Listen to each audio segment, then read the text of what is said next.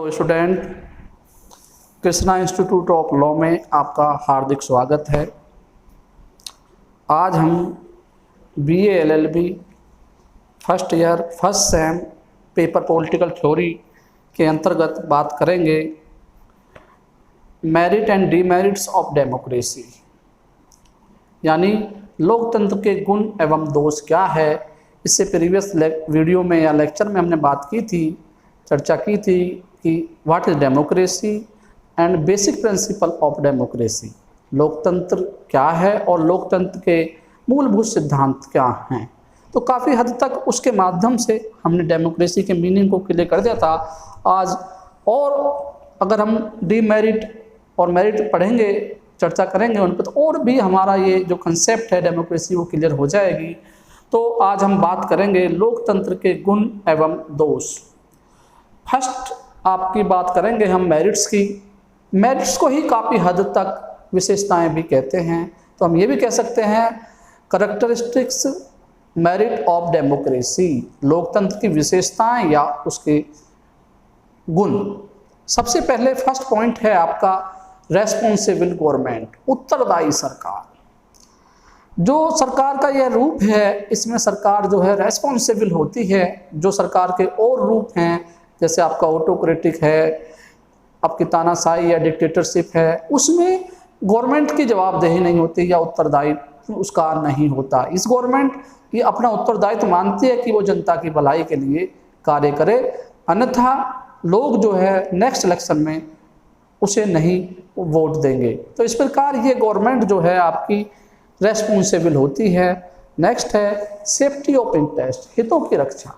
जैसे हमने कहा कि ये गवर्नमेंट जो है उत्तरदायी होती है, रेस्पॉन्सिबल होती है, साथ ही साथ जो जनता के हित होते हैं, जनता के जो इंटरेस्ट होते हैं, उनकी रक्षा करती है या उनके लिए कार्य करती है, उनको पूरा करने के लिए कार्य करते हैं। जो भी लोकतांत्रिक हित हो सकते हैं, उन हितों के लिए वो इस प्रकार ये सरकार जो है या इस प्रकार द्वारा इलेक्टेड गवर्नमेंट कार्य करती है। नेक्स्ट है सेफ्टी ऑफ फ्रीडम, स्वतंत्रता की रक्षा। जैसे मैंने पीछे भी कहा कि लोकतंत्र के दो मूलभूत आधार हैं, इक्वलिटी और फ्रीडम। दोनों बहुत महत्वपूर्ण है लोकतंत्र के लिए। तो ये भी गुण में आता है कि जो सरकार होती है लोकतांत्रिक, वो लोगों की स्वतंत्रता की रक्षा करती है, यानी उन्हें जो संविधान द्वारा स्वतंत्रता प्रदान की गई है, उन्हें वो स्वतंत्रता जहाँ तक भी संभव होता है उन्हें वो प्रदान करती है। नेक्स्ट है विशेषताओं में या मेरिट्स में इक्वल अपॉर्चुनिटी टू प्रोग्रेस, समान उन्नति के अवसर। जैसे मैंने कहा कि लोकतंत्र में इक्वलिटी बहुत महत्वपूर्ण है। तो जनता या देश के नागरिकों में कोई भेदभाव नहीं किया जाता, कोई किसी भी धर्म या जाति का है, उसे इक्वल अपॉर्चुनिटीज होती हैं प्रोग्रेस करने की, समान उन्नति के उसे अवसर देते हैं, रोजगार के उसे समान अवसर होते हैं, पढ़ने के उसे समान अवसर होते हैं। तो ये भी एक डेमोक्रेटिक गवर्नमेंट की विशेषता है या मेरिट्स हैं। नेक्स्ट है स्टेबल गवर्नमेंट, स्थायी सरकार। जो सरकार के और रूप है उसमें स्थायित्व का गुण नहीं पाया जाता, क्योंकि उसमें तो क्या है, शक्ति के बल पर गवर्नमेंट आपकी बनती है। जिसके पास शक्ति होती है उसकी गवर्नमेंट जब तक शक्ति होती है चलती है, 1 दिन 2 दिन या 1 साल आपका। जबकि यहाँ पर स्टेबल गवर्नमेंट होती है, काफ़ी हद तक जो इसका ड्यूरेशन है वो 5 ईयर होता है, 5 वर्ष तक वो गवर्नमेंट आपकी मोस्टली चलती है। तो इस प्रकार की सरकार में जो है लोकतांत्रिक में स्थायित्व का गुण पाया जाता है। नेक्स्ट मेरिट्स या विशेषताओं में एक्सपेंशन ऑफ एजुकेशन, शिक्षा का प्रसार। लोकतांत्रिक सरकार शिक्षा के प्रसार प्रचार में बहुत रुचि लेती है, क्योंकि उसका मानना है कि देश और जनता का विकास केवल शिक्षा के माध्यम से ही हो सकता है। नेक्स्ट मेरिट में डेवलपमेंट ऑफ नेशनलिटी, आपका राष्ट्रीयता का विकास। राष्ट्रीयता का विकास यानी जो लोकतांत्रिक सरकार होती है वो देश को सर्वोपरि मानती है और देश प्रेम की जो भावना होती है, राष्ट्रीयता की जो भावना होती है, वो उसको बढ़ावा प्रदान करती है, लोगों में अवेयरनेस पैदा करती है उसके प्रति कि अपने राष्ट्र के प्रति लोग जो है आदर रखें, अपने राष्ट्र को सर्वोच्च माने। नेक्स्ट मेरिट में प्रोग्रेसिव मेथड, प्रगतिशील प्रणाली। ये सरकार की जो चुनने की प्रणाली है क्या होती है, प्रोग्रेसिव होती है। प्रत्येक व्यक्ति को समान अवसर होते हैं अपना प्रोग्रेस करने के, समान शिक्षा हो, रोजगार के साधन हो या अन्य प्रकार की सुविधा हो, सभी को अपने विकास करने के पूरे आपकी स्थितियाँ प्रोवाइड की जाती हैं। Next, non possibility of revolts, यानी विद्रोह या दंगों की संभावना, यानी क्योंकि ये सरकार जनता के द्वारा चुनी जाती है तो इसमें विद्रोह की भावना कम होती है, जबकि जो अन्य सरकार के रूप हैं उसमें अक्सर विद्रोह होते हैं। लोग उस सरकार का विरोध करते हैं और विद्रोह पैदा करते हैं। इसमें विद्रोह की संभावना बहुत कम होती है क्योंकि ये जनता द्वारा इलेक्टेड गवर्नमेंट आपकी होती है। तो हम बात कर रहे थे लोकतंत्र के गुण या लोकतंत्र की विशेषताएं, उसके अंतर्गत हमने बात की थी। नेक्स्ट है आपका लोकतंत्र के दोष। लोकतंत्र के दोष, डिमेरिट्स ऑफ डेमोक्रेसी, अज्ञानता का नियम। फर्स्ट है दोष में आपका रूल ऑफ इनॉग्रेंस, आपका अज्ञानता का नियम।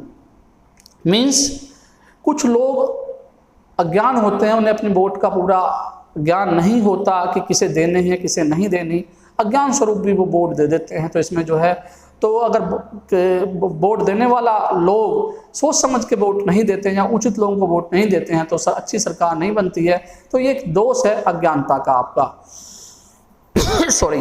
नेक्स्ट है डिमेरिट में, इट फेवर्स द रिच, ये अमीरों का पक्षधर है। एक ये भी लोकतंत्र का दोष है कि ये ज़्यादातर जो संपन्न लोग हैं, जो अमीर लोग हैं, उनका पक्षधर होता है।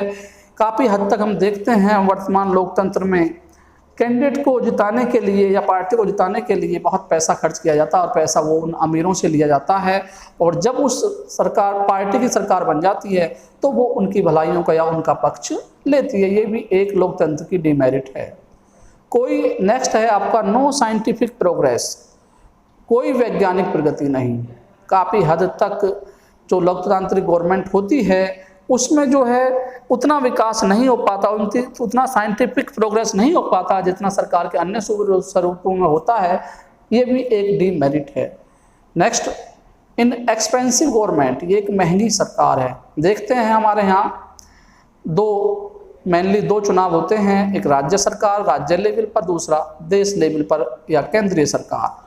बहुत आपने देखा होगा अक्सर चुनावों में बहुत अधिक पैसा उसमें खर्च होता है और बहुत जनता, पैसा किसका होता है, जनता का होता है, तो बहुत एक्सपेंसिव होती है एक बार गवर्नमेंट का। कई बार तो ऐसा भी होता है कि वो 5 साल ना चल के 1 महीने 1 साल चल के गवर्नमेंट आपकी गिर जाती है और दोबारा चुनाव होते हैं और फिर जनता का फिर पैसा खर्च होता है। तो इस प्रकार से ये गवर्नमेंट एक प्रकार से एक्सपेंसिव रहती है आपकी। तो ये भी एक लोकतंत्र या लोकतंत्र की सरकार का दोष है। नेक्स्ट है a slow type of government, धीमी सरकार, यानी जो इसमें कार्य होते हैं वो हमारे रिप्रेजेंटेटिव तो करते हैं लेकिन उसके नीचे एक ब्यूरोक्रेसी होती है, एक नौकरशाही होती है जो कार्य करती है, और उसकी जो स्पीड होती है, उसकी जो गति होती है वो काफ़ी धीमी होती है। उसमें जो डिसीजन होते हैं वो काफ़ी धीमे लिए जाते हैं और बहुत जो कार्य आज होना चाहिए वो काफ़ी समय बाद होता है। तो ये भी एक डीमेरिट है लोकतंत्र की या लोकतांत्रिक सरकार की। नेक्स्ट है ए मॉब रूल, एक भीड़ का नियम।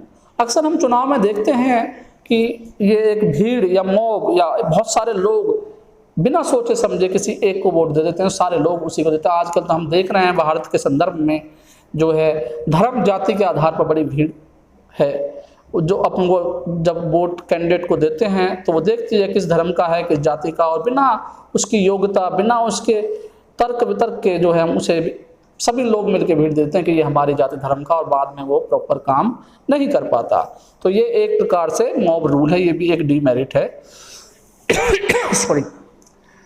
नेक्स्ट है the father of corruption and flattery, आपका भ्रष्टाचारी और चापलूसी का जन्मदाता।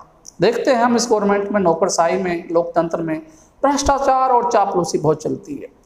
योग्य और ईमानदार आपका प्रतिनिधि या आपका नौकरशाह का विकास नहीं हो पाता, या वो आगे नहीं बढ़ते, या वो प्रॉपर काम नहीं कर पाते, जबकि जो करप्ट होते हैं, चापलूस होते हैं, वो रिप्रेजेंटेटिव और वही नौकरशाही आगे ज़्यादा काम करती है। ये भी एक डीमेरिट है आपकी हमारे इस लोकतंत्र की या लोकतांत्रिक सरकार की। नो अकाउंटेबिलिटी, उत्तरदायित्वहीनता, यानी इस सरकार में क्या होता है आपका कोई भी अपने उत्तरदायित्व नहीं मानता और सब एक दूसरे पर अपनी बातों को टाल देते हैं कि ये मेरी जवाबदेही नहीं है, ये मेरी जवाबदेही नहीं है।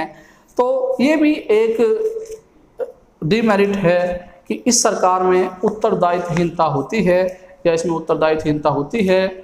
तो छात्रों, आज हमने जैसे बात की कि डेमोक्रेसी क्या है, डेमोक्रेसी के बेसिक प्रिंसिपल क्या हैं और डेमोक्रेसी के आपके जो मेरिट्स और डिमेरिट के बारे में हमने बात की कि लोकतंत्र के गुण क्या होते हैं, लोकतंत्र के दोष क्या होते हैं। लेकिन निष्कर्ष रूप में